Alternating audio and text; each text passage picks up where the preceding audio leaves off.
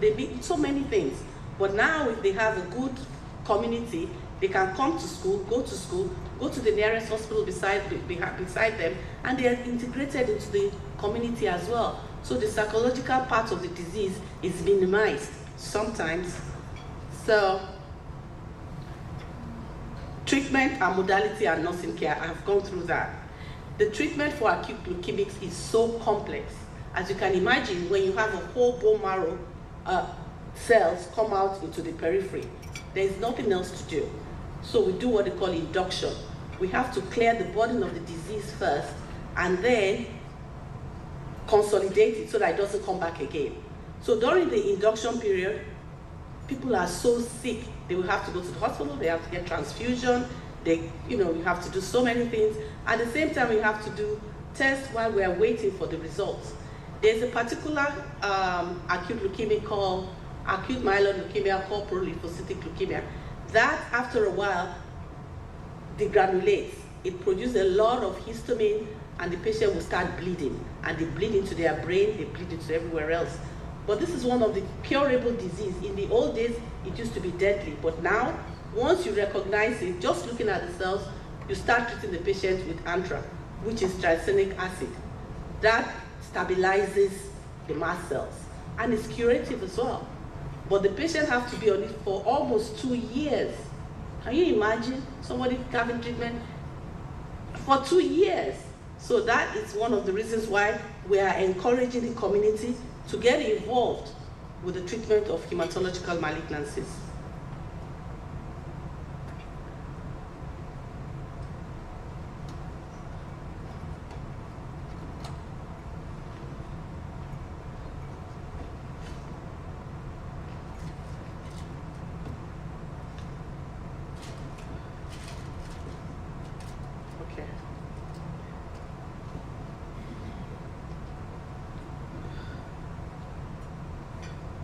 So we're going to go now to nursing intervention and education. Nurses have to educate the patient. They have to, because they give up, and when they give up, their survival automatically diminishes. You can imagine a child who's not been going to school, seeing the sibling go to school, and the parents too will have to divide their time between the sick child and everything else, and all the things that come with it.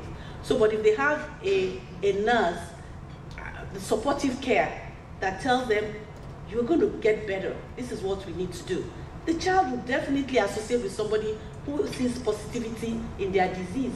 The parents don't understand it, but the nurses understand it, and they encourage the whole family and say, this is what you need to do. And so over a protracted period of time, when the patient starts getting better, everybody feels happy before the doctors get involved with that. I mean, the doctors just treat and the patients go home. When the patients go home, who are there to help them but you?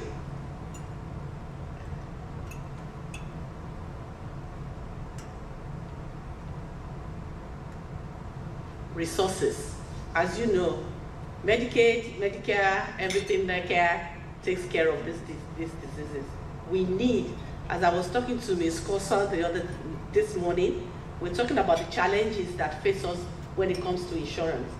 There is nowhere a family can afford to care for a patient for 2 years. I mean, pay mortgage and pay everything. You need the support of the government, and you need the support of navigators to help us to be able to keep this treatment going so that you can get the survival. Patients can survive, but if they don't have the finances to do that, they're going to die.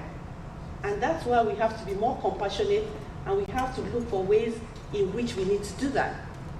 The only way, the main way that we know is clinical trials now, to help us to do fundraising like organizations like APA. You have to get involved. You can't sit back, because it could be anybody in your family. We talk about bone marrow transplant and all that. We need to support each other so that we can raise more money to be able to do more research and do clinical trials. So especially black folks like us, we don't get involved in trials at all. Why? Because we are I don't know if it's a mental thing or because we don't trust the system, but if we don't get involved, how do people like us know that with the dynamics, like I showed you, the molecular biology that they do, that ours is different from the Caucasians? How are we going to be able to target treatment if we don't find us in the trials? So that's where the community comes in, to encourage clinical trials and make sure that the treatment of hematological malignancies are excellent for us and for everybody else. So we need a holistic attitude towards this care. So in conclusion, I have tried to explain and to understand and to educate you about the challenges that we face, the diagnosis, because everybody cannot have COVID when they have hematological malignancies. You get well from COVID with some complications, but you definitely die from hematological malignancies if it's not well taken care of. Can you imagine a disease that can be cured, and then you have a patient with so many barriers that needs to be broken down for us to be able to improve the care that we get for the patient? So in conclusion, we have to work together as a team. Thank you very much.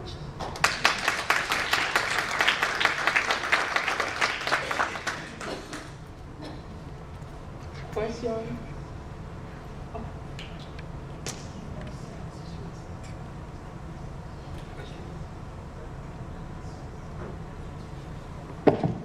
That was an amazing presentation by Dr. Olajobi. Thank you so much. So if you have any questions, if there are any questions, please go ahead. Thank you so much, Dr. Olajobi. My question, just like you had rightly mentioned, is how do we get us, the Black population, especially the immigrant population, to be involved in clinical trials? Because the results of things like this actually helps to tailor the treatment to that particular population. If you have any answer or any things to that. I do. When a patient is getting treatment, we always offer clinical trials, always offer in every disease, because if you go to what our association uses, which is called the NCCN guidelines, it says that you have to encourage patients to go into clinical trials. But we are, as a population, as a group, as a people, are very skeptical about that. And I think it's a generational thing, but now we have to explain to them. That's why I'm saying that the role of the nurses and the nursing navigators is so key. When they have trust you go to them and say, did they offer you clinical trials? They say no. Ask about clinical trials. They bring all the papers to you. We go through it with them and say, this is not the right time for you to have clinical trials because they have a treatment that works. But when they are targeting that clinical trials to you, if you don't match it and you have to go to something else, why don't you try clinical trials? And if you don't get it, you can call. We have, although we are few, we have providers all over the United States that you can just take a phone call and say, I need to talk to you about this patient. Will they fit into clinical trials? Could you help us? We have to call. We have to be proactive. Or else we just sit down there and sit down there.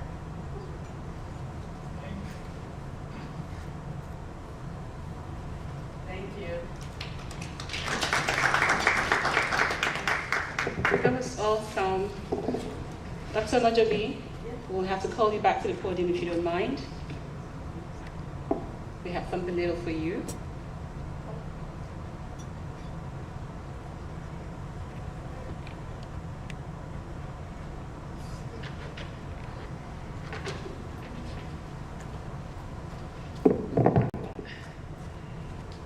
So most of the professionals here just left whatever they had to do to be here, to educate us, enlighten us, so we can do better. They say if you know better, you do better.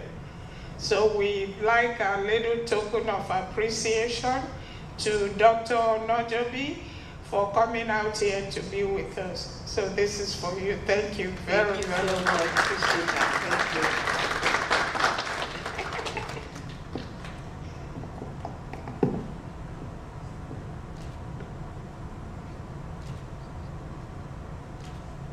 Thank you. That was awesome. Thank you so much. Moving right on.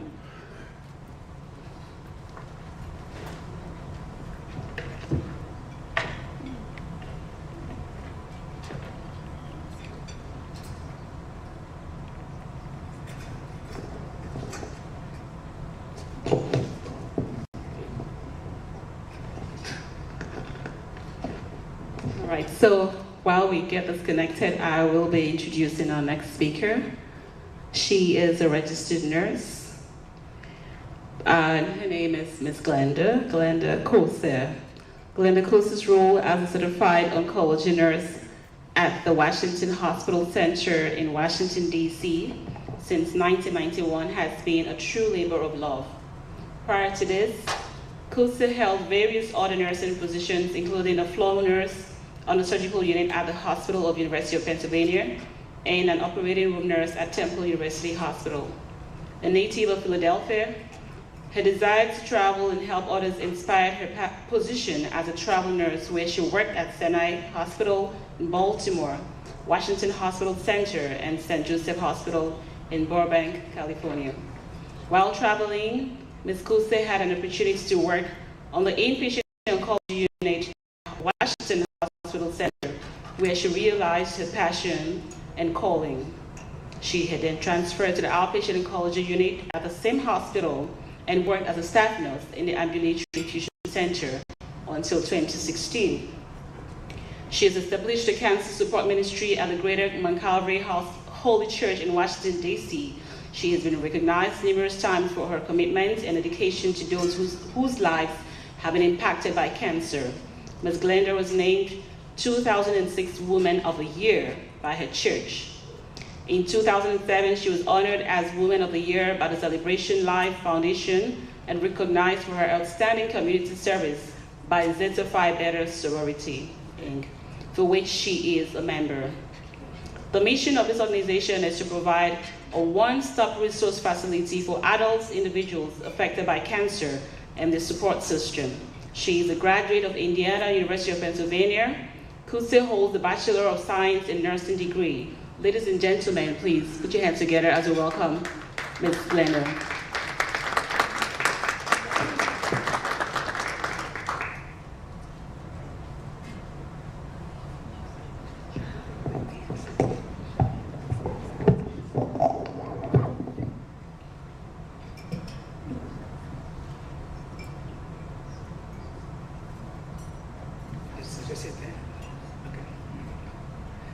Good morning, everyone. Happy Saturday, and I just want to thank this organization for this opportunity to present and be a part of the symposium. I don't take these opportunities for granted. So again, I just want to say thank you.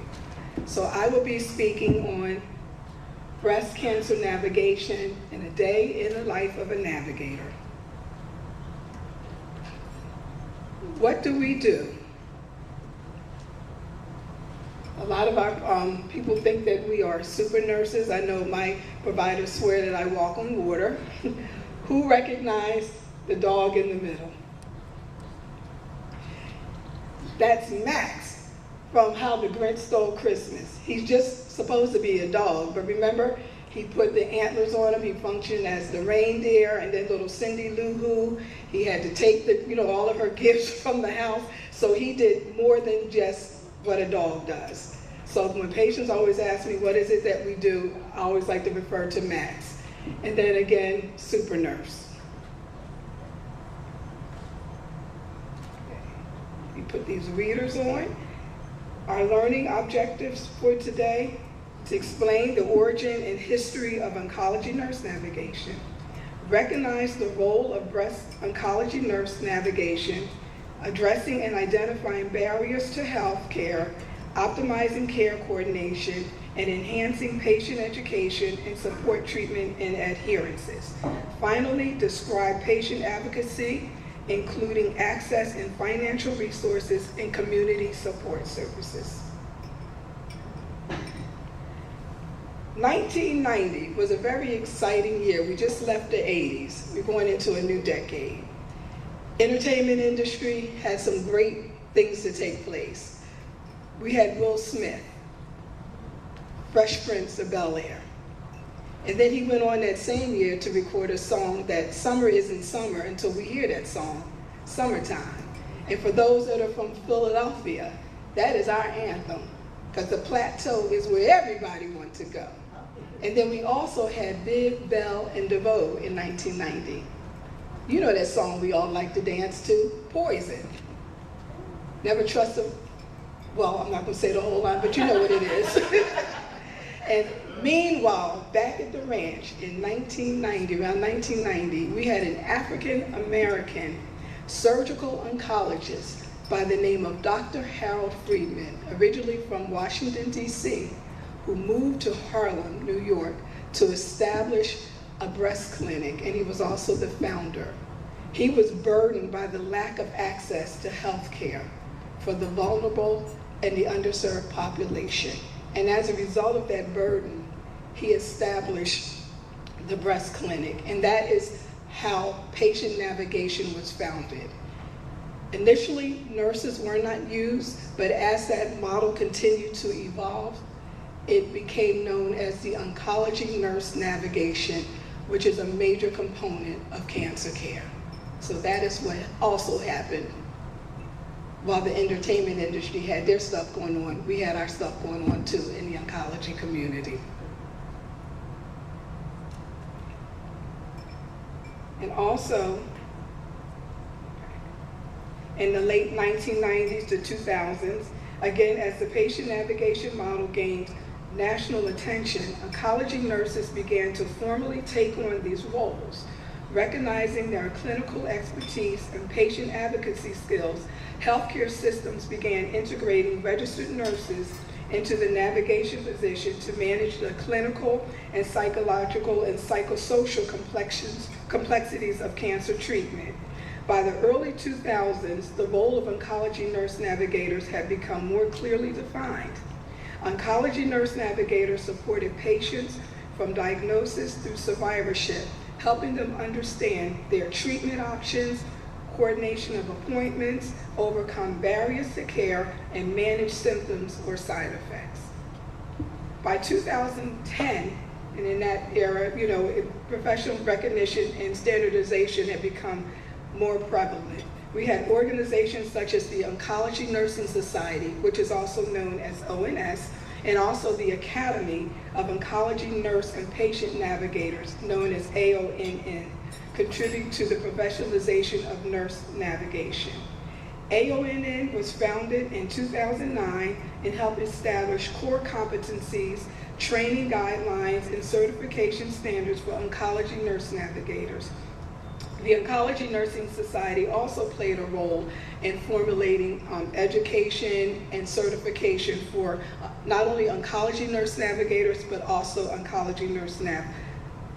only oncology nurse navigators, but oncology nurses. By 2020, everybody know what marked that year, COVID pandemic. Until present, oncology nurse navigation is a critical component of multidisciplinary cancer care. The role has evolved to include use of electronic health records, also known as EMR, and data tracking tools to monitor patient outcomes, involvement in value-based care initiatives and quality improvement programs, and also expansion beyond oncology into chronic disease navigation, because as most healthcare providers know, comorbidities is seen a lot with our patients, so we definitely need to navigate that component as well. Here are some of the key functions of oncology nurse navigators today. Again, coordinating care across all specialties, educate patients, their families, and their caregivers, managing symptoms and side effects, and we'll go into this a little throughout the presentation, identifying and addressing barriers, and also supporting survivorship and end-of-life planning. The role of the breast oncology nurse navigation. During this presentation, we'll be talking about the 3 components to breast oncology with our patients, and that is the surgical breast nurse navigator, the radiation nurse navigator, and then finally the medical breast oncology nurse navigator. But right here, this is just a real quick overview. So there's addressing and identifying barriers to health care. Breast oncology nurse navigators play a critical role in identifying and mitigating barriers that can prevent timely diagnosis and treatment. They may include financial obstacles. A new buzzword for that is financial toxicity, and again, we'll talk about that. Transportation and logistical issues, that is a major barrier, transportation. Language or cultural barriers, that's another one. So it's important to have interpreters, translators that are available to help our patients so that they can understand what we're telling them. Health literacy challenges, that's another one. Always want to make sure that you're providing the information in a way that the patient, the caregivers, and the family can understand. And also the psychosocial stressors. I don't know if you're familiar with this term called trauma-informed care. Well, now cancer is now being considered as a trauma.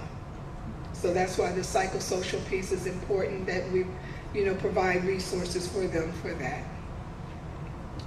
Also, optimizing care coordination. Breast oncology nurse navigators serve as central points of contact throughout the patient's cancer journey.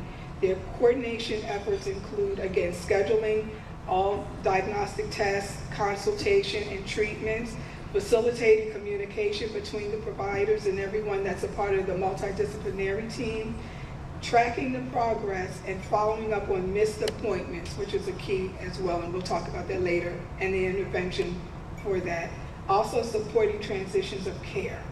This coordination reduces fragmentation and helps ensure efficient patient-centered care delivery. Also enhancing patient education, and you'll hear that a lot through this presentation. And with this slide, it's just reinforcing that we have to educate the patients just so that they have a better understanding of what's going on. And effective education empowers patients to make informed decisions and also to engage and actively be a part in their care.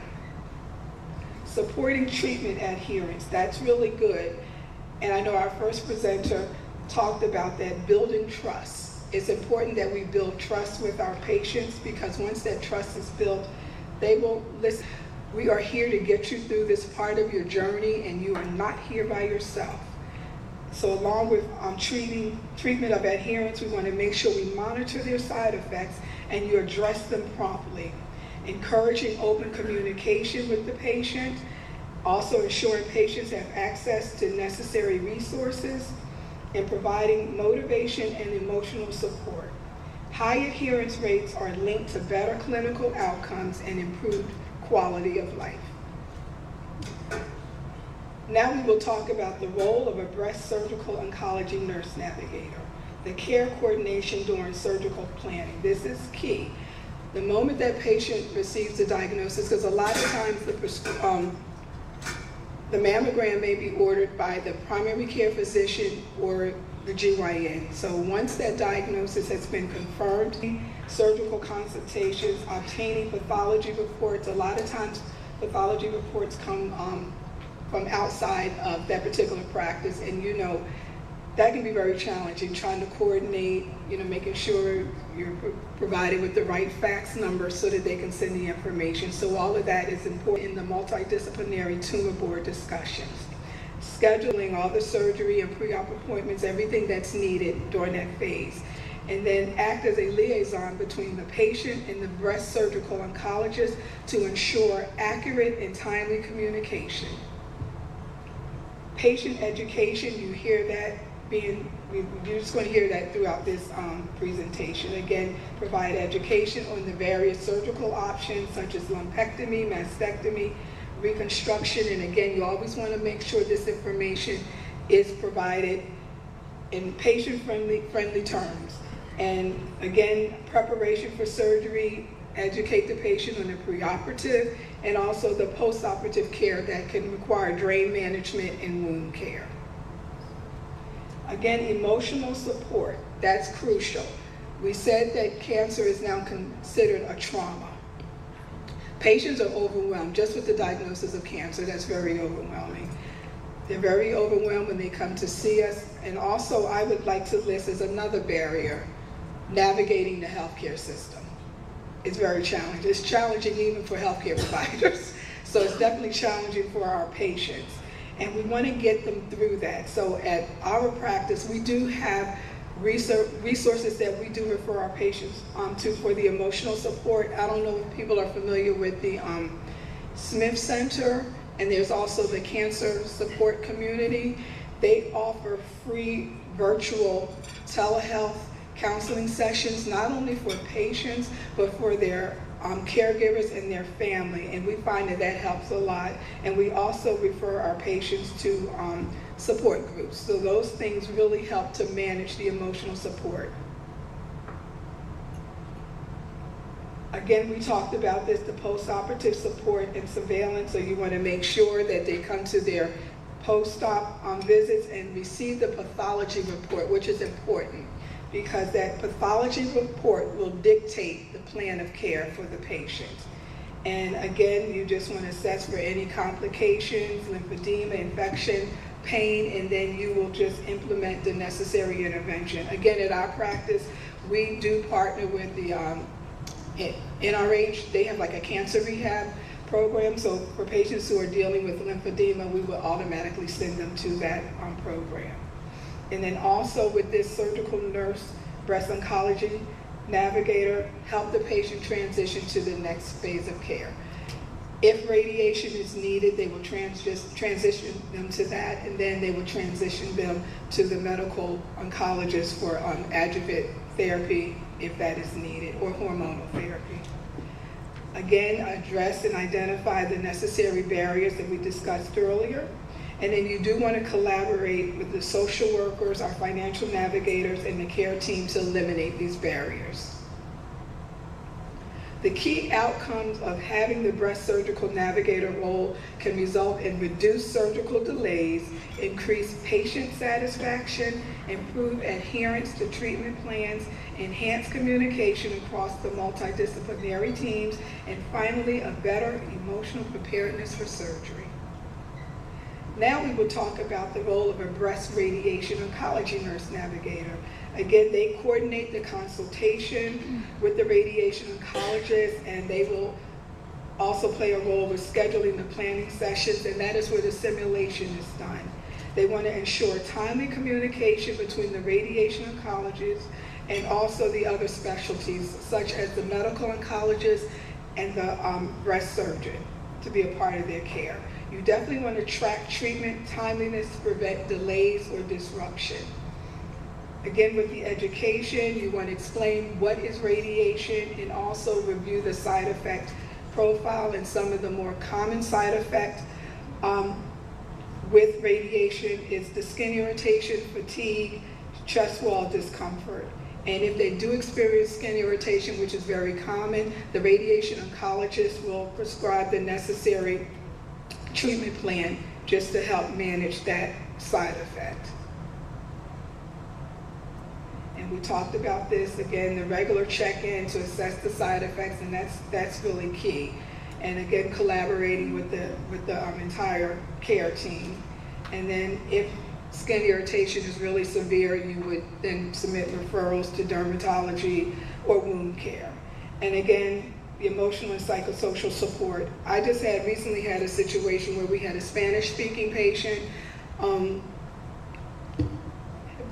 Her treatment was really complicated. You know, she's a single mom in her 30s. I mean, just you name it, it happened to her. Side effects, reactions to the treatment, but we got her through that because she got her chemo before the surgery. So we got her through the chemo. She had the surgery, finally got through that, and then we discovered that she had stopped going to her radiation. She was getting it daily for 6 weeks, but I think she may have like 2 more weeks to go, and we realized that she stopped. Her daughter, who is a high school senior, emailed me to let me know that that was going on and that the mom was having panic attacks. And so I reached out to the mom with an interpreter, and she was having panic attacks by going into the machine for the radiation. So because of that, she stopped coming. So again, what we did, we collaborated with the radiation oncology nurse navigator, you know, the medical oncologist, basically everybody. And we brought her in with an interpreter, and she shared what was going on. So we now have connected her with psychosocial support. We have an internal psychiatrist, and then we also prescribe anti-anxiety medication. So now that we have been made aware, we know what to do so that we can help her complete these final 2 weeks. So that's some of the things we do. And then finally, we talked about this. You want to encourage and make sure that the patient stay on schedule because it's critical for the efficacy. Because remember, our goal is for the patient to complete the treatment so that we can just continue to provide, you know, quality care. They can have quality of life. So outcomes for this radiation nurse oncologist, understanding and reduce anxiety about radiation, fewer missed or delayed treatments, more effective side effect management, and finally a higher patient satisfaction and better long-term outcomes. Now, the third component, role of a breast medical oncology nurse navigator, which is me. Again, a lot of scheduling. You know, we coordinate the appointments for chemotherapy. We go over the teaching, get them scheduled to have their Mediport placed. Again, when patients come to see us for the initial visit, they are beyond overwhelmed. I'm sure most of you are familiar with Charlie Brown. Remember the teacher, womp, womp, womp, womp, womp, womp. That's all that they're hearing, and we understand that. So that's why a lot of times I tell my patients, I don't expect you to remember all of this. We will take one day at a time. We are, again, I can't convey this enough. We are here to get you through this. You are not alone in this journey. So we want to make sure we give the patient permission to just understand that they don't have to try to absorb all of this in that one visit because it is too much to process. Completion of these wonderful forms, the FMLA, disability, work-related forms, that is a major stressor for a lot of the patients. They get this diagnosis. So keep in mind, when they get this diagnosis, life is also happening. Other things are happening in their life. And then we know the current climate that we're dealing with. You know, you're adding that. But you know, like some people, a lot of the young people say, life be lifing. So that takes place. So with these forms, you know, there's a loss of income. They're afraid that if, you know, they have to take time off, will it be covered? So we recognize that this is a major stress for our patients. So This is another thing that the navigators do. And we know that our providers, because I know I was talking to the oncologists at the table, you're overwhelmed too with a lot of the things that you're doing. So we help our providers out by, we fill out the forms, all we ask is that you sign it. So we take care of that, because there's an incident. I have a friend, her mom was being treated for colon cancer around 2 years ago. As you can imagine, as a caregiver, she had to take a lot of time off. She had presented her FMLA forms to her provider, to the oncologist's office, and it took over a month before they were completed. She lost her job. So then she had to retain legal services so that she can get her job back. So that really made me realize this is important. It's time consuming. Who likes to fill out forms? But I realized that it's necessary. So we tell patients to allow 10 business days for completion of forms, but truth be told, we get them, I get them back to them as soon as I can.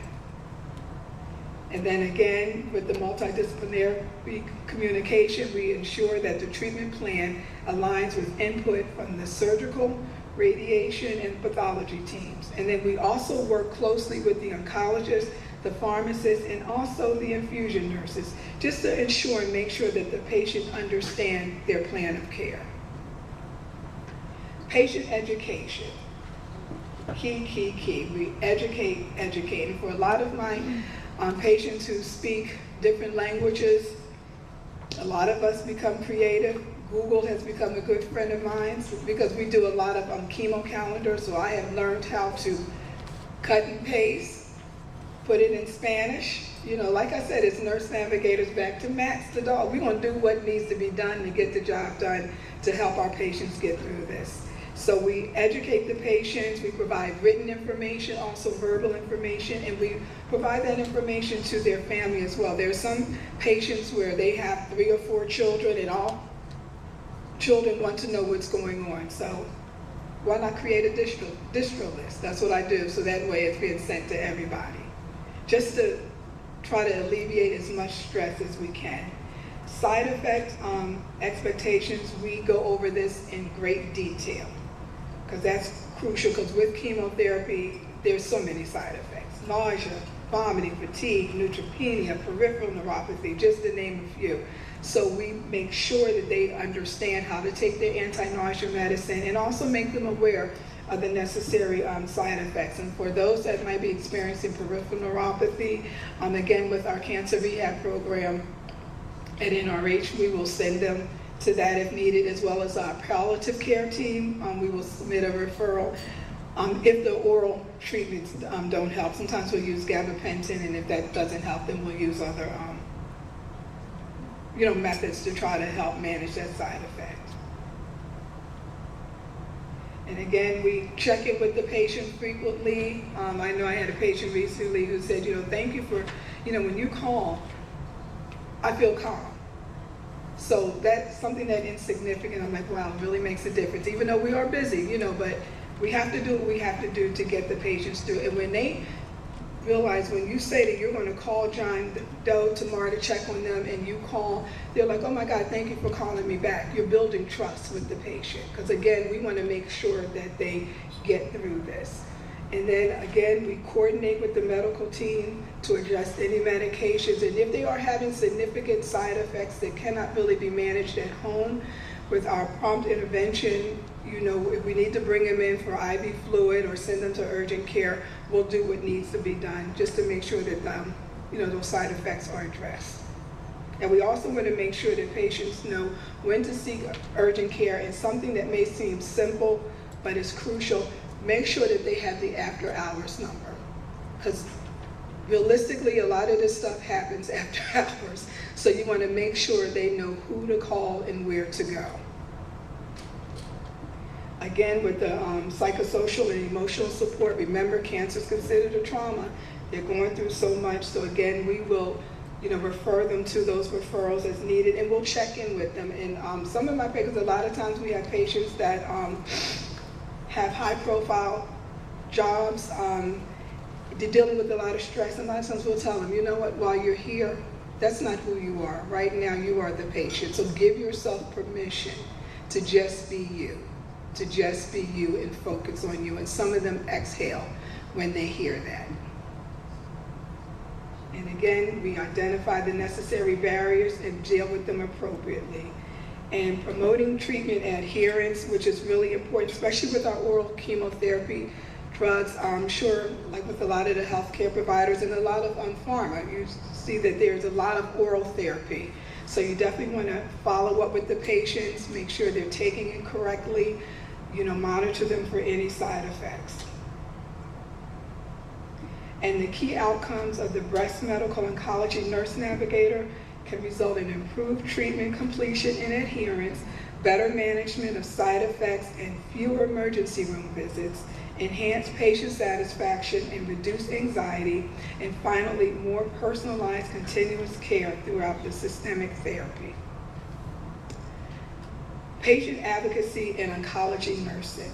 Some of the key aspects of patient advocacy: access to financial resources, or the other term, financial toxicity. This is a major one. We just had a patient, she just started her chemotherapy for breast cancer. She had she's getting the dose dense, chemotherapy, so she completed that, ready to start cycle 2, but a few days before that, she ended up in the emergency room with a PE and DVT. So they did send her home on, they'd given her Lovenox, anticoagulation therapy, and then they gave her a prescription for Eliquis. She left the emergency room, I can remember, it was like on that Tuesday, so then she came to us Wednesday, made us aware, we're aware of her situation. Copay for the Eliquis was $400, which she could not afford. So we're like, oh dear.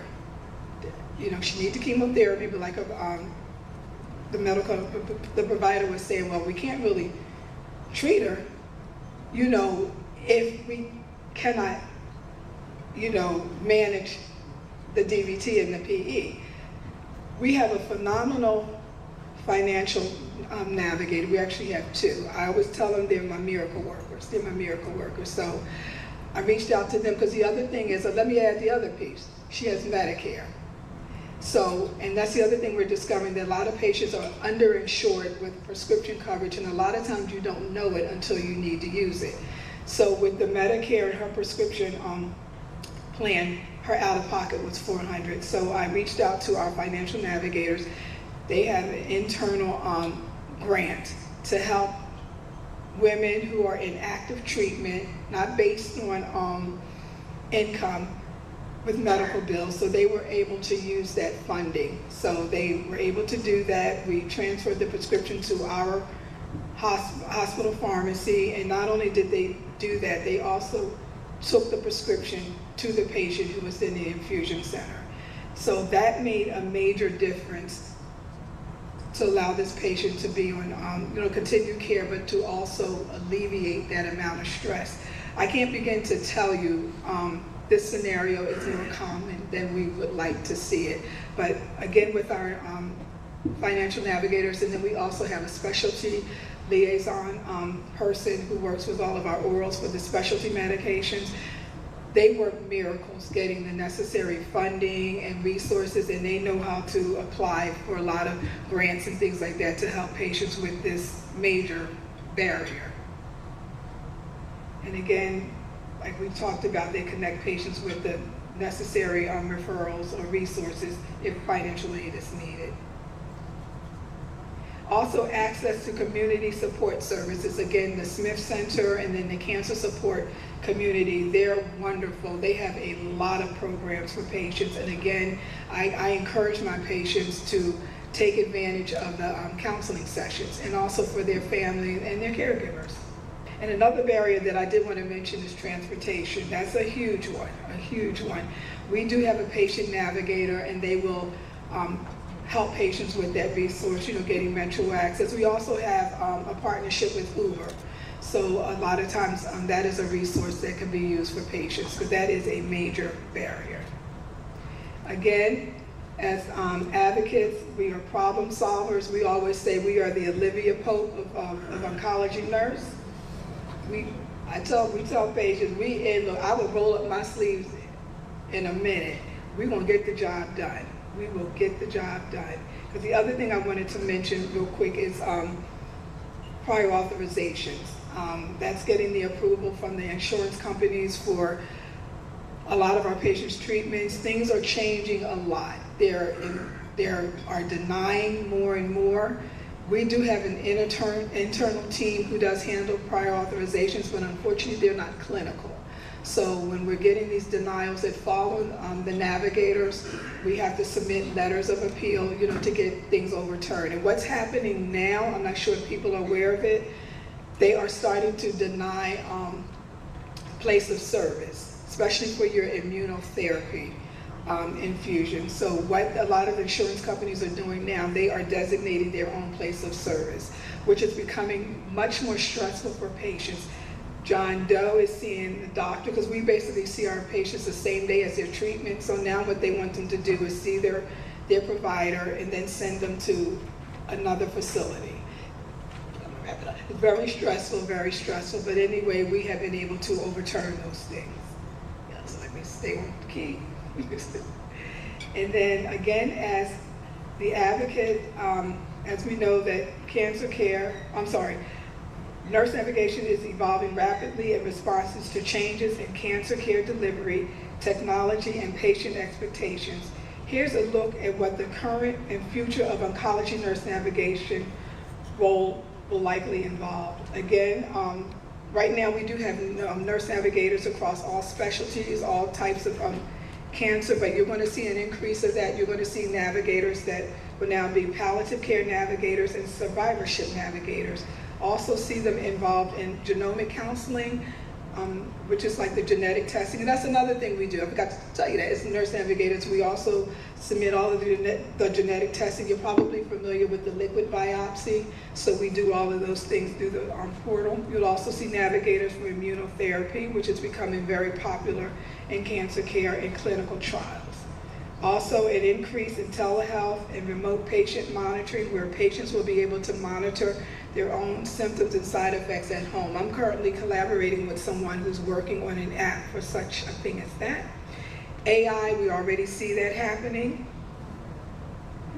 We'll see navigators taking on more leadership roles in the multidisciplinary team and also contribute to policy advocacy. Oncology Nursing Society is already implementing that. And then continued education on disparities in cultural competency and continued addressing health disparities. Some of the challenges ahead and currently being faced, this is not just for navigators, but probably for every healthcare provider. Burnout risk due to the high patient load and emotional demands. Most navigators we have assigned to 2 providers, and we're navigating sometimes over 200 patients. And then the other thing is a need for standardized metrics on how to show an outcome on return on investment. Right now, our services are not billable, but the AONN, they're working on coding and things like that to make that become a reality. Practicing self-care as an oncology nurse navigator is critically important, not only for personal well-being, but also for professional effectiveness. Here's a detailed look at why it matters. And again, this just doesn't just occur, it's just not for navigators, but for all healthcare. We're dealing with patients, again, in trauma, dealing with life-threatening illness, and just dealing with that a lot, it can result in compassion fatigue or emotional burnout. So it's important to practice self-care.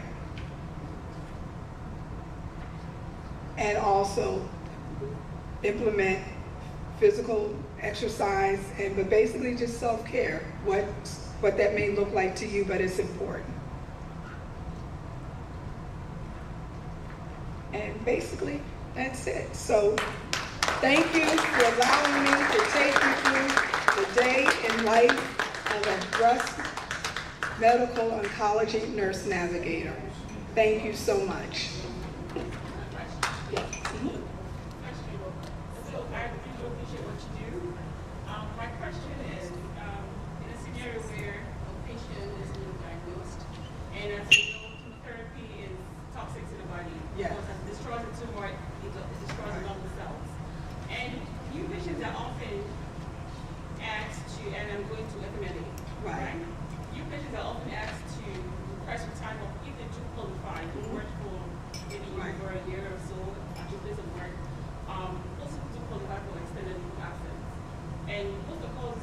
patients to request for protocol for maybe 4 to 8 weeks to see how the body reacts or how the body responds to chemotherapy agents before they go back to work. Because work is an added stress. Exactly. When the body is already fighting a battle. We have situations where some employers will honor that request. In cases like that, or some will honor the request, and then a couple of weeks later, their body employees will return to work, or will begin to threaten the employee. In cases like that, how do you because you can't go back to the physician, you can't do anything.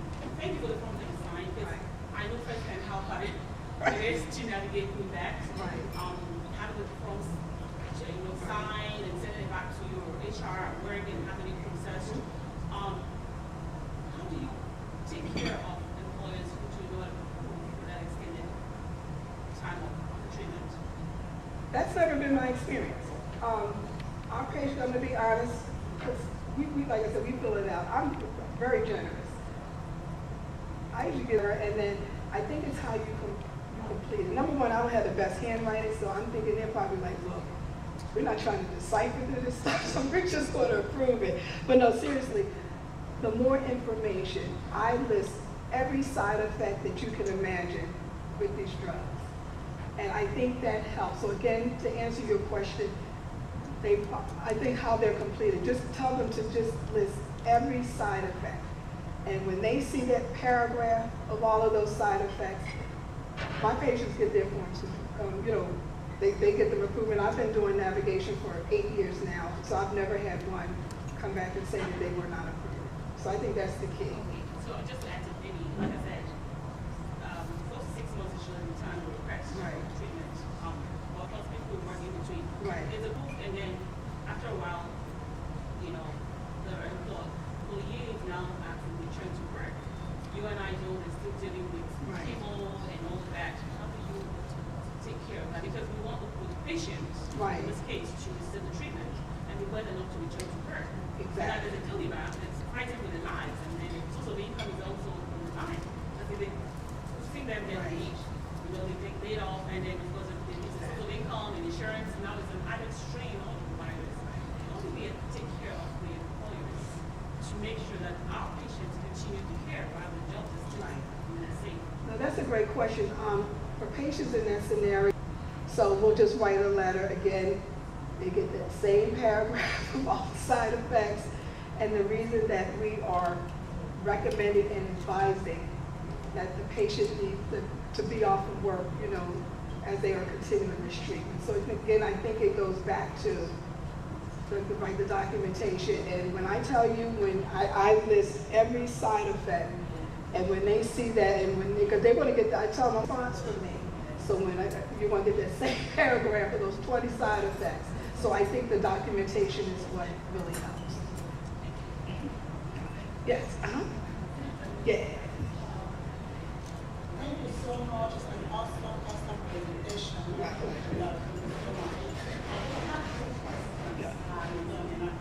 That's right.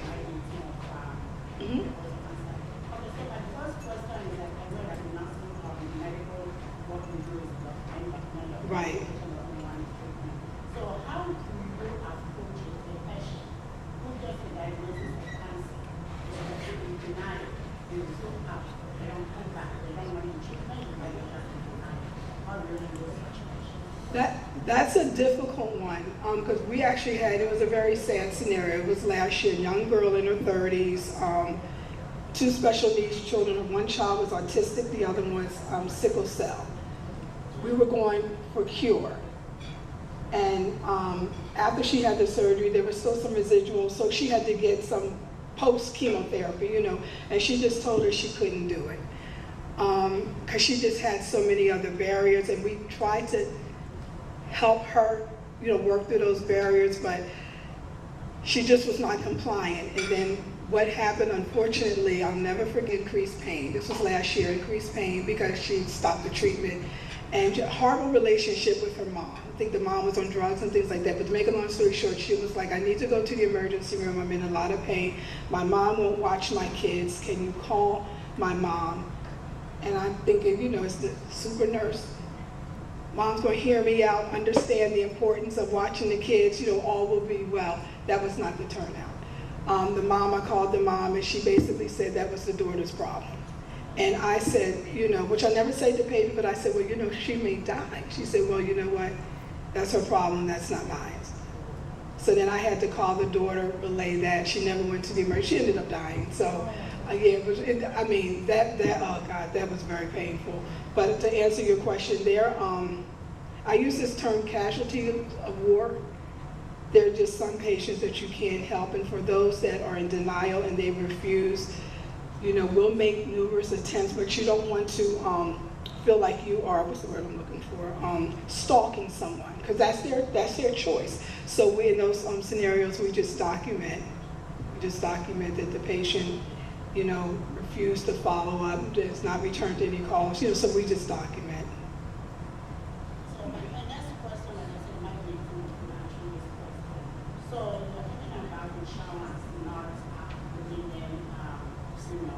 Right. So is that even working pipeline? Because I know there's something like end-stage renal disease, Right. within the treatment. Is that even working pipeline that will help these patients who have cancer to be able to get treatment free? At least for those of them that could Right. get treatment, like not getting treatment.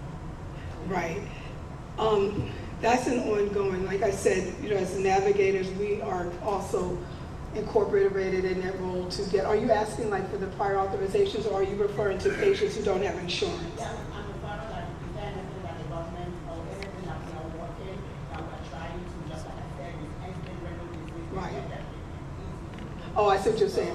With cancer, is there any work in the pipeline, whether it's political in any to ensure that this patient will get treatment free and insurance will not refuse them, and if they don't have insurance, they can just get treatment regardless of the harm again. Right. No, like for patients who have insurance and don't have insurance or underinsured, we do have like our social workers and financial navigators that will help with that. But no, in terms of denying, that is where the navigators come in, because we're finding a lot of times they're denying because they don't have all of the correct clinical information. So we'll come in and we will fight to make sure that we get it approved. Can I answer that question? Right. Before, once you had a diagnosis of cancer, That's it. you were automatically in most states approved for treatment. So when Obamacare came, it also covered that. Part of what they have done now is that they've chipped that part out. So now you have to go through the patient navigator, you have to go through your insurance to be able to get care. So that does not happen as used to. Yeah.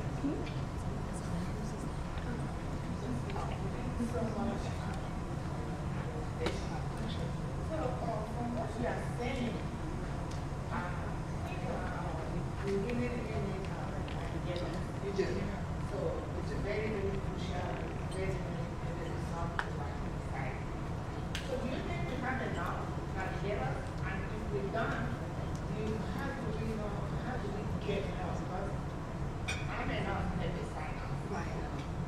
I know I may not actually be able to educate and all that. All these things that you are saying, I think we need really enough to get us to be able to get this patient. So do you think we have enough? And if we don't have enough, what do we do to help fight here? That's an excellent question. I think, because it is a part of the oncology care model, President Obama, implemented that as well. So more cancer centers are, including them. And if you ever look on LinkedIn, you'll start to see more positions for oncology nurse navigators. Because you're right, it's needed because the care is so complex now, so complex. My name is Nick, so Yeah. listening to what you just presented. See, being a public health nurse, I'm thinking about reaching people where they are, Exactly. where they live, Right.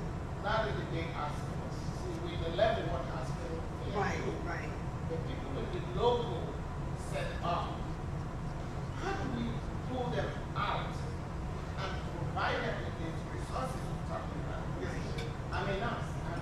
too much of this navigation. Medicine, health insurance, navigating pharmacy, education, availability. Sometimes we say the patients are not compliant with education. It's not that they don't want it, Exactly. but they cannot reach the system to get what they want or what they need. Exactly. So what do we do? It's kind of difficult in this country. Not to talk about my country, Nigeria, where we don't have the system set up. So what do we do to make sure we reach it? Now that's great, and this conversation needs to continue. You're right, in the community, in the healthcare community, in the community, because it is needed. I know, again, at Washington Hospital Center, they have some various research initiatives with community health workers. So they're actually working on a program now where they're going to have community health workers in the community for our breast cancer patients. I'm sorry, not breast cancer, for all types of cancer patients to help address that. But you're key. These type of forums, I know my table mates, they're trenched in the community. That's how we're going to have to get the word out. Again, in these type of forums in the community, so that patients can be made aware that there are resources available, but you don't know what you don't know. So that's true. And then I know Hospital Center do a lot in the community as well. Yes. Mm-hmm. Is that a dollar? Oh my God, we worked together back on inpatient oncology, in 1990? Yes. Yes. Thank you. Mm-hmm. So I guess the question I have is, we have had a lot of patient education. My take about oncology nursing, I started off as an oncology nurse. Is family involvement. Yes. Education is not just for the patient, but also for the whole family. Exactly. What are some of the challenges that you face in getting families to commit? Because you need to educate the patient, educate, and educate. But what are the challenges that you get together, families fully committed to the education process and also taking care of the Adama, that's a great question. It can be challenging. What is very interesting, a lot of people don't have family support more than you realize. So that is a challenge. But for those who do have family support, we just have to stress it again. You want to create that trust. And when they see that you are invested, you really care about what's going on with that patient and you're here to help them get through. When they see that, my experience has been is that they're they will do the buy-in. I had one patient, I could tell that her son, he was young, probably in his 20s, whatever, very skeptical,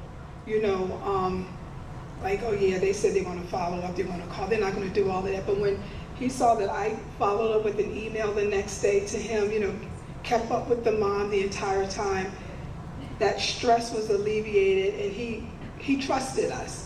So that he felt comfortable. He's like, okay, they're really going to take care of my mom, so I understand what's going on. So I would say, once you identify the family, just encourage and let them know that they're part of the team, and also establish the trust with the patient and the family. And I think that trust really makes a huge difference. But thank you so much. And it's just so good to see Adama, because I think Adama, when we were working, you were new nurse, right? Yeah, because I was there as a trainee in 1990. Yeah. All right, Ms. Glenda, thank you so much. That was an awesome presentation. On behalf of the AWCA family, we have this little token to present to you. Thank you. Thank you so much.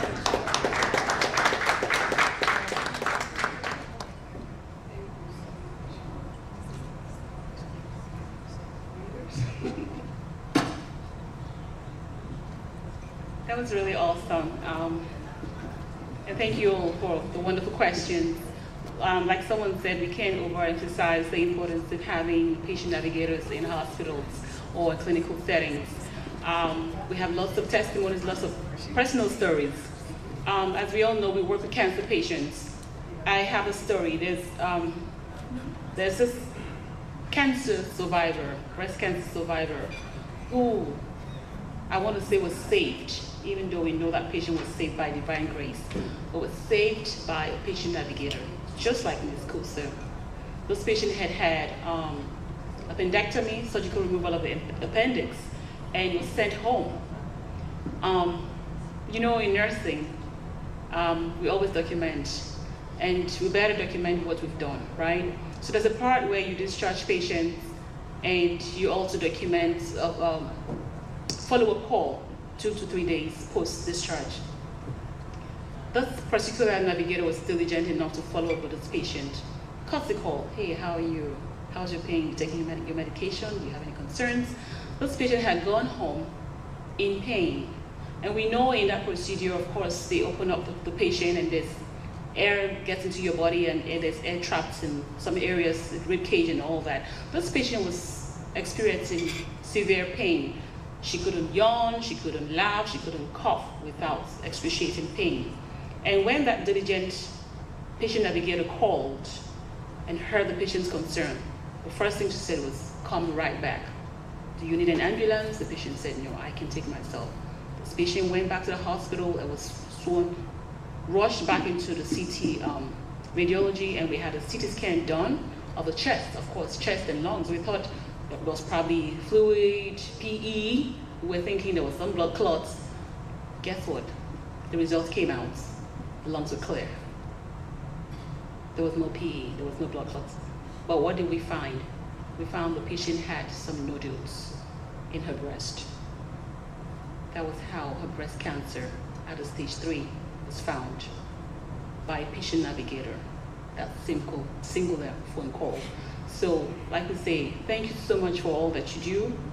All the patient navigators around the world, we do appreciate you. We can never underestimate the work that you do. You are lifesavers, navigating through the patient's care from the time of diagnosis through the time of healing. I mean, having someone who looks and sounds like you makes a lot of difference. There are patients who are, when they're being diagnosed, there's anxiety, there's fear, and all kinds of things. You know, having someone who understands you makes a lot of difference. I know that firsthand, so we do appreciate you. So for now, we're going to go. I think we're right on time. It's break time. It's time for us to move around this beautiful room and look at our wonderful vendors. A round of applause to all our vendors. Thank you so much. We really appreciate you. Thank you all for sponsoring this event. We don't take that for granted. So it's time for us to now visit the tables of our farmer friends and see what they have for us. We'll be back at exactly 10:15 a.m. to continue with the program. Thank you.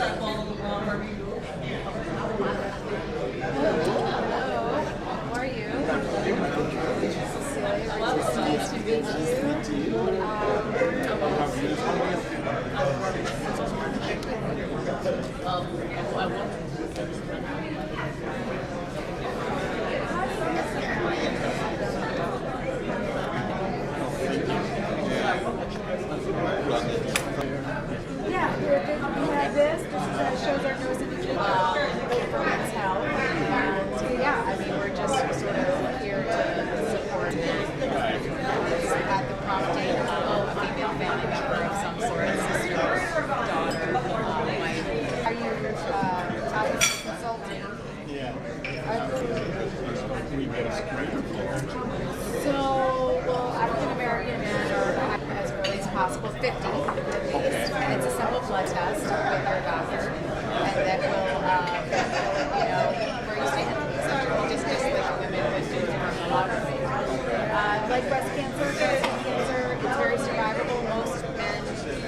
diagnosed with prostate cancer don't really pass away from prostate cancer. It's a really exciting technique that are letting men live just a normal, healthy life, and they normally pass away disease or something else.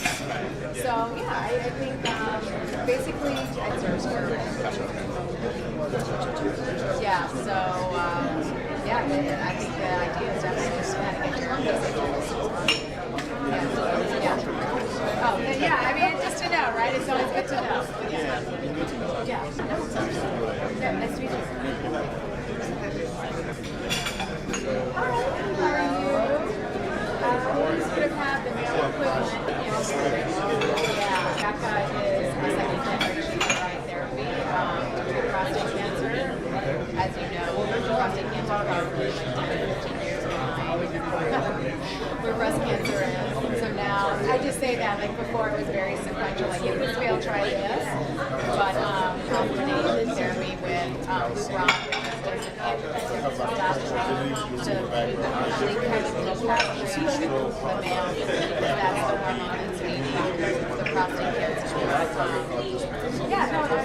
Really, it's just, I think if anything, we're supporting the organization because it's important for men to just really get out and just get tested. Because it's a simple blood test, and they'll kind of know, especially African American men are at greater risk for prostate cancer.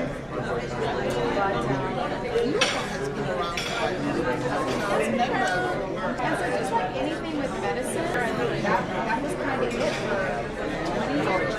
Like in the past 5 years, this space has been exploding.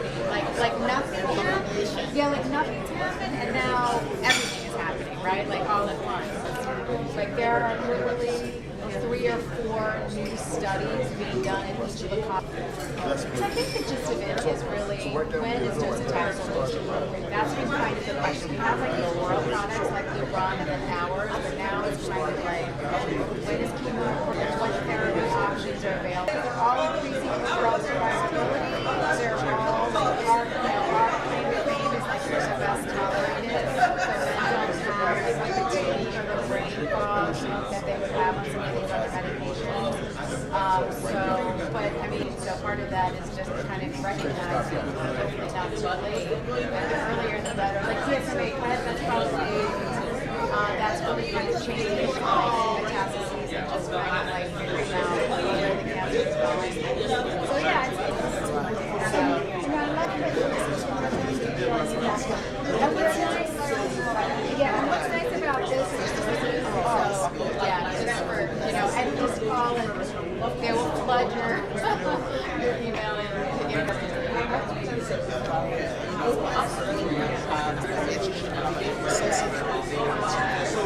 like what you said. Yeah, I like what you said about trauma. I mean, I guess that kind of is nice to make